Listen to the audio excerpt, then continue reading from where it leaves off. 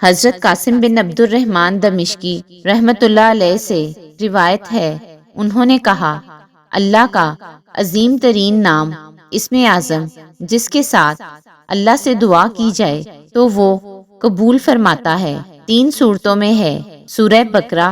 سورہ آل عمران اور سورہ طٰہٰ میں۔ حضرت انس بن مالک رضی اللہ تعالیٰ عنہ سے روایت ہے، انہوں نے فرمایا، نبی صلی اللہ علیہ وآلہ وسلم نے ایک آدمی کو سنا، وہ کہہ رہا تھا، اے اللہ، میں تجھ سے اس وسیلے سے سوال کرتا ہوں کہ تعریف صرف تیرے لیے ہے، تجھ اکیلے کے سوا کوئی معبود نہیں، تیرا کوئی شریک نہیں، تو احسان کرنے والا ہے، آسمانوں اور زمین کو